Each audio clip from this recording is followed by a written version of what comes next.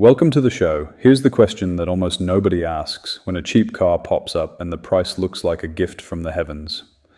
Why would a seller need to push so hard to stop you getting an independent check? Because that question matters more than the shiny photos, more than the fresh wash, more than the old line about, "Nah mate, it's just been serviced, she's all good." In this case, a $4,000 car on Facebook Marketplace looked like the answer for a mum of four who just needed reliable transport. Not a toy, not a weekend cruiser, just a car that starts, gets the kids where they've got to go, and doesn't turn the week into a circus. And that's the bit people miss. For plenty of families, $4,000 isn't cheap in the casual way people say it. $4,000 can be months of careful juggling. It can be skipped extras, delayed bills, saying no to other stuff because the car comes first. So when that money goes into a vehicle that turns into a trap within days, that's not just a bad buy, that's a proper hit. What makes this one sting isn't only that the car allegedly went bad so quickly, it's the shape of the story around it. Allegedly fake service paperwork, a different VIN, and now we're not talking about a simple mechanical drama anymore. We're talking about trust being dressed up as paperwork, a crime of confidence, really. The seller doesn't just need you to like the car, they need you to believe the story, so they can then pull the wool over your eyes. But once you can clock that, the whole thing changes. A cheap car with honest flaws is one thing. Plenty of older buses get sold every day with scratches, noisy lifters, tired interiors, and a seller who says, "Look, it's not perfect, but here's what I know." Fair enough. That's the private sale used car game. But when the documents themselves are allegedly dodgy and the VIN doesn't line up, you're not buying transport anymore. You're buying somebody else's version of the truth. And mate, that is a rotten thing to do to anybody, but to a mum of four, trying to keep life moving, that's especially grubby. Because the pitch in these deals is never, "Would you like to participate in a risky little deception?" Nah. The pitch is always comfort, reassurance. You'll be right. That's what hooks people, not greed, relief. I've seen this sort of dynamic before, not this exact case, but the pattern. Seller talks fast, answers ready, a little too polished in the bits that should actually be checked. And if you're the buyer, you can feel rude for asking more questions, like you're making it awkward. But awkward is cheap. Being stranded a few days later is expensive. So that opening question, it's the one I'd pin to the wall. If the deal is genuine, if the car is what they say it is, if the service history is real and the identity of the car is clean, why the rush to keep an independent set of eyes off it? Why the discomfort with verification? That's not a side issue. That is the issue. Let's strip the emotion out of it for a minute and just look at the warning signs in plain English. A seller says the car was just serviced. Sounds reassuring, could be true. Could also be the easiest line in the world to throw around because most buyers can't verify it on the spot. Then come the invoices. Maybe they look tidy. Maybe there's a logo on them. Maybe there's enough detail to calm you down. But if they're dodgy, they're not paperwork, they're props. And then there's the VIN, vehicle identification number. Bit of a mouthful, but it's basically the car's identity. If that number on the paperwork doesn't match the car, you stop. Full stop. You don't explain it away. You don't let someone smooth talk it into being an admin mistake. A mismatched VIN is not a cute little typo. It's a flare in the sky and false advertising. Now add pressure. Pressure is the giveaway in a lot of these deals. Not always shouting, not always aggression. Sometimes it's softer than that. No need for an RAA inspection, mate. It's just been looked over. Or, there's heaps of interest. Someone else is coming this arvo. Or, I'm busy, so if you want it, you sort of need to decide now. Hear what's happening there? The seller is trying to control the clock because time is what lets you verify. That's the trick. The scam or the deception or whatever label you want to use.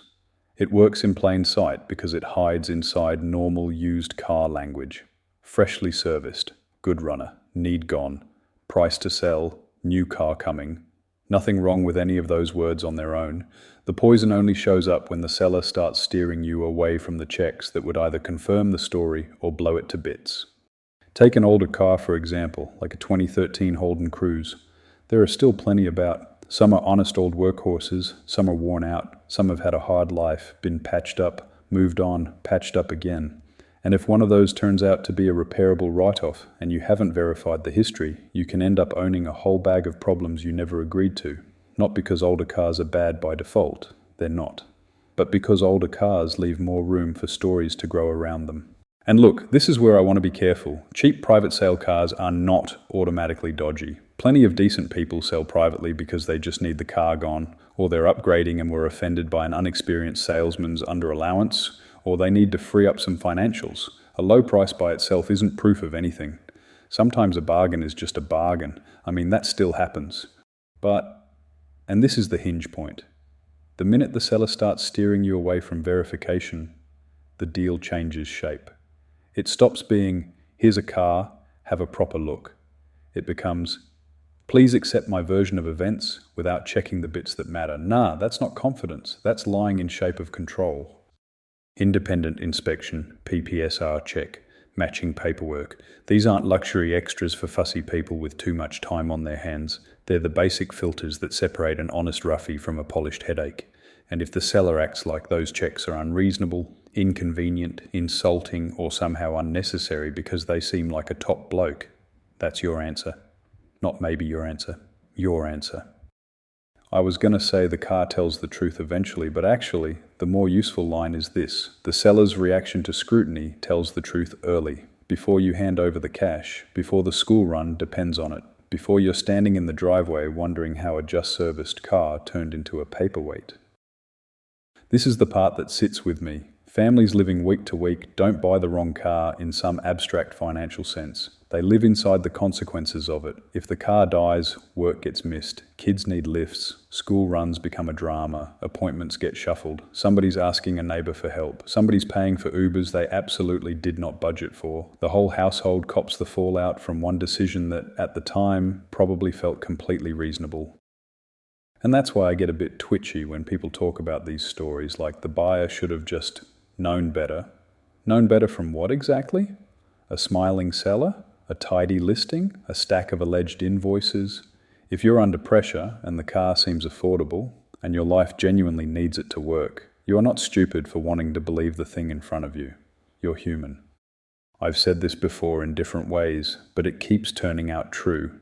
People often mistake confidence for honesty. The two are not cousins, not even close. Some of the most convincing people you'll ever meet are just very comfortable saying things that suit them. Smooth voice, quick answers, no hesitation. Means bugger all, really.